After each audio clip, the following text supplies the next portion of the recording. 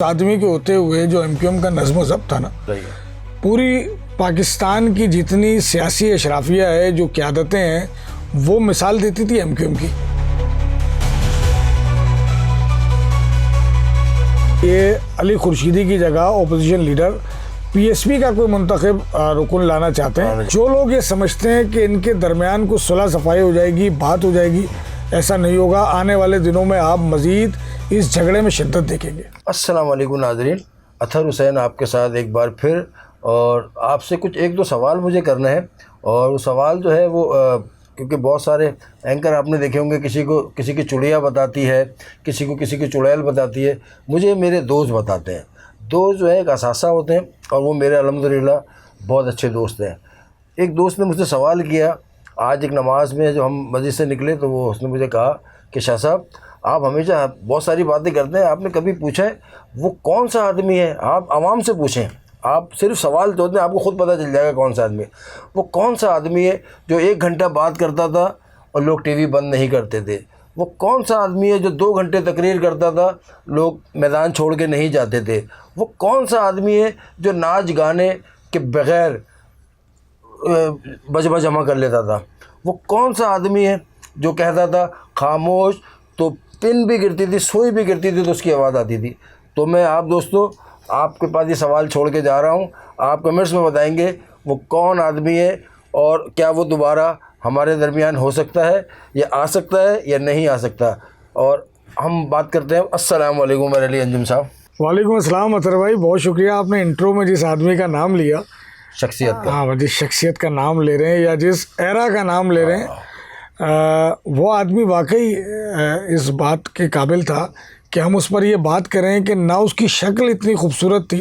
इमरान खान के बारे में तो चले ये बात है ना कि अपने दौर का हसीन तरीन आदमी था, क्रिकेटर था, स्टार था, करिश्माती शख्सियत थी उसकी। लेकिन जिस आदमी की आप बात कर रहे हैं उसमें तो ऐसा कुछ भी नहीं था। वाजिबी रंग का, मैं तो नाम ले सकता हूँ मगर क्योंकि मैंने आवाम के लिए छोड़ा है, मैं नाम तो ले सकता हूँ। वाजिबी शक्ल सूरत, वाजिबी रंग का, गंदुमी रंग का वो आदमी था। लेकिन हमने देखा कि 35-36 साल अगर उसने आवाज़ लगा दी तो लोग ठहर गए, बच्चों ने रोना छोड़ दिया। ये ऐसा मुझे याद क्यों आई आपको पता है? जो मैं आपके पास सवाल पे आ रहा हूँ, ये जो हमारे एमक्यूएम पाकिस्तान है, मतलब जो पाकिस्तान में काम कर रही है एमक्यूएम पाकिस्तान, हमारी कह रहा हूँ, मतलब हमारी तो नहीं, हमारा कोई ताल्लुक नहीं उससे।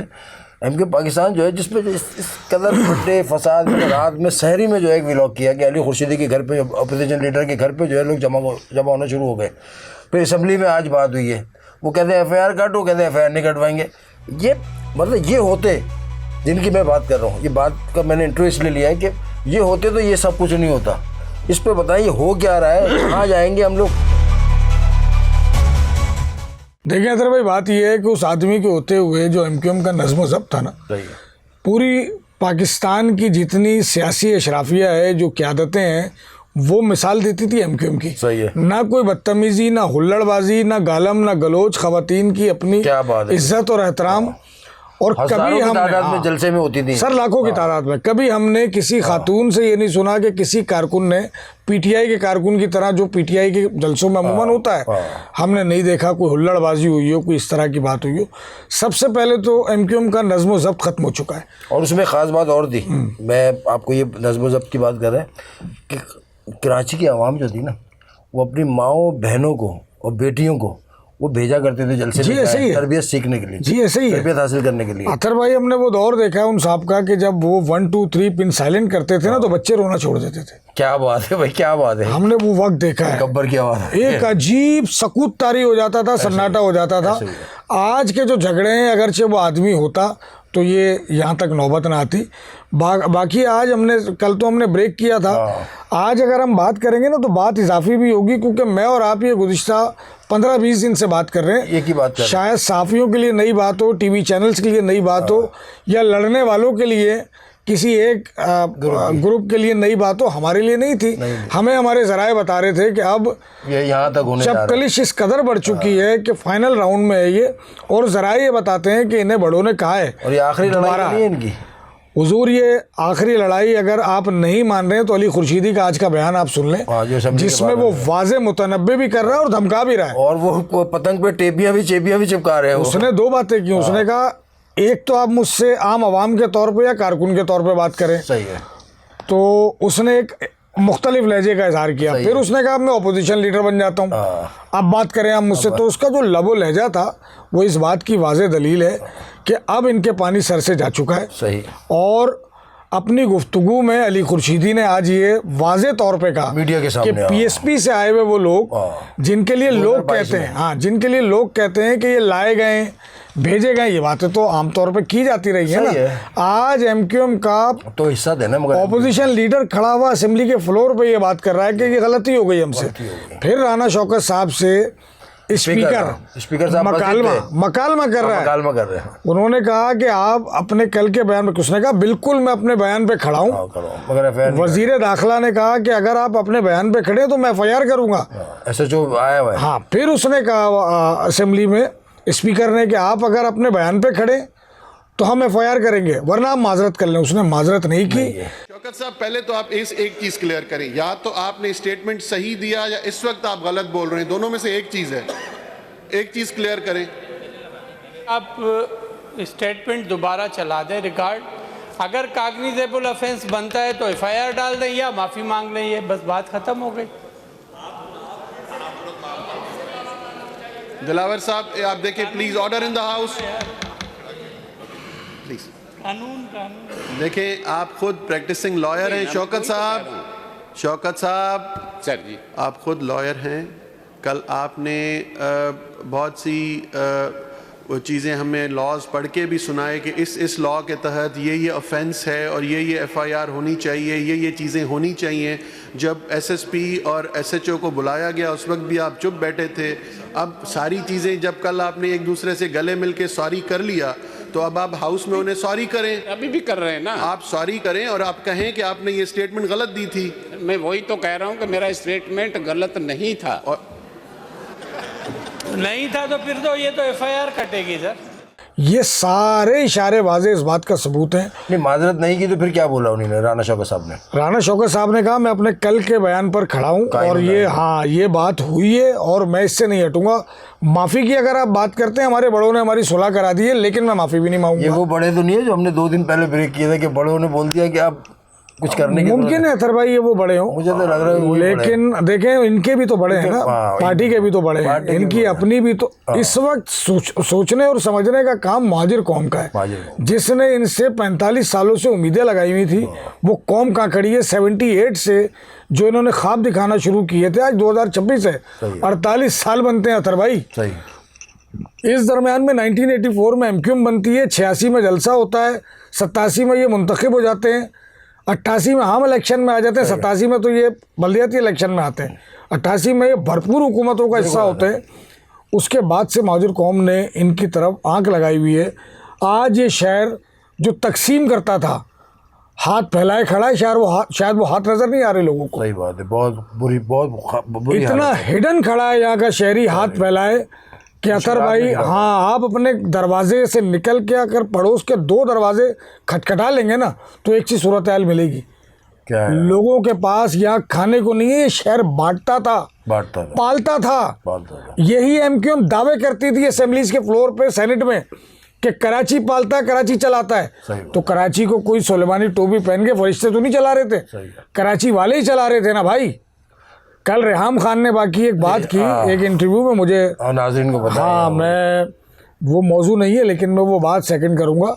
हमने कुछ दिन पहले एक बात की थी कि हमारे दोस्त ने कहा कराची में 2 कौमें, मुसाफिर और महाजिर। कल उन्होंने इस बात को एक इंटरव्यू में सेकंड किया। तो जो महाजिर है यहाँ का, वो किसी भी ज़बान का बोलने वाला हो, है महाजिर, लेकिन कराची में वो आके बस गया। उसका ये जुर्म है कि वो यहाँ की सियासी इकाइयों का शिकार हो चुका है। उसे समझ में नहीं आ रहा वो करे तो क्या करे। बहुत अरसे बाद एक ऑप्शन मिला था PTI की सूरत में, इतना बदतरीन नाकाम हुआ। अब कहाँ खड़े हैं यहाँ के अवाम। और मैं आपको एक और सूरत बताऊँ कि आज मेरी एक और दोस्त से बात हुई, उसने कहा कि UC और टाउन में अब ये सूरत हाल है कि UC का जो इंचार्ज है ना, वो एक धड़े में, जो उसका नाइब है वो दूसरे धड़े में। वो कहता है जलसे में जाना है, वो कहता है मुझे इधर जाना है। आपस में इतनी कशमकश है, इतने मामलात बन गए कि इलाके के मसाइल जो है ना वो हल नहीं हो रहे।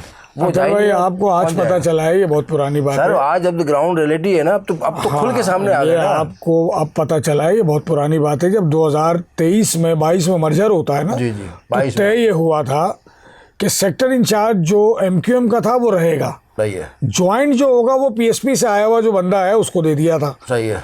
ठीक है, उस दौर में इन्होंने अपनी COC, ये तंजीमी सूरत-ए-हाल बता रहे हैं आप। तंजीमी सूरत-ए-हाल ढांचा बता रहा जो हूँ, था, जी। तंजीमी ढांचा जो था। तो इतनी बड़ी COC इन्होंने कर दी थी और राब्ता कमेटी, आधे लोग मानते थे आधे लोग नहीं मानते थे। बात ये उस वक्त भी खबरें आती थी, लेकिन अब इनकी बर्दाश्त खत्म हो चुकी है। अच्छा, मैं आपसे एक और बात पूछना चाहता हूँ। सिंध असम्बली में जो अरकान असम्बली है उनमें PSP की तादाद ज़्यादा है या MQM पाकिस्तान की तादाद ज़्यादा है? मतलब डॉक्टर खालिद मकबूल ग्रुप की ज़्यादा है? डॉक्टर खालिद मकबूल ग्रुप और फारूक सत्तार, अली खुर्शीदी को रात में जो फैसला कर रहे थे हटा देंगे और ये कर देंगे, तो इस पर आज अली खुर्शीदी ने बयान भी दिया। तो ये मुझे थोड़ा सा बताएं, आवाम को भी बताएं कि वहाँ तादाद है किसकी ज़्यादा? अथर भाई, टेक्निकली PSP ने बहुत शानदार शॉट खेला था इलेक्शन के दौरान, सही है।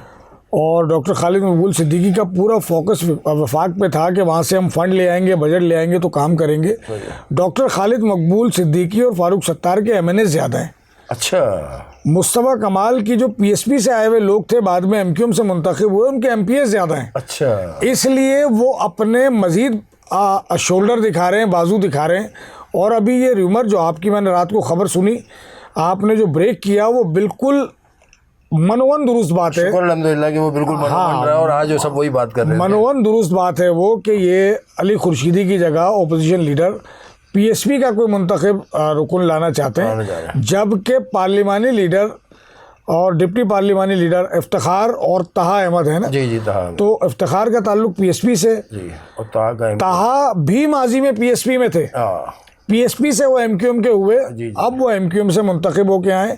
अब उनके दिल में PSP कितनी बाकी है ये सवाल बाकी रहा या उनसे पूछा जाए। तो ये दोनों अफराद माजी में PSP में थे, तहा पहले आ गए थे, इफ्तिखार साथ आए मुस्तफ़ा कमाल वालों के।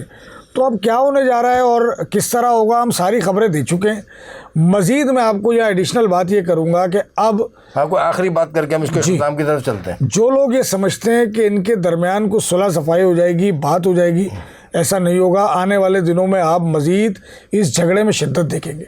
अच्छा, चलें भाई नाज़रीन, आपको मैंने जो इंट्रो में सवाल छोड़ा है कि वो कौन शख्स है, उसका नाम ज़रूर बताइएगा और उमैर अली अंजुम को और मुझे इजाज़त दें। झगड़े तो चलते ही रहेंगे और झगड़े होते रहेंगे। दुआ ये करें रहमतों के महीने में, बरकतों के महीने में, कि झगड़े फसाद ख़त्म हो और आवाम का कोई अच्छा सोचे। तो मुझे और उमैर अली अंजुम को इजाज़त दें डियर एंड से, नए वीलॉग के साथ। अस्सलाम वालेकुम।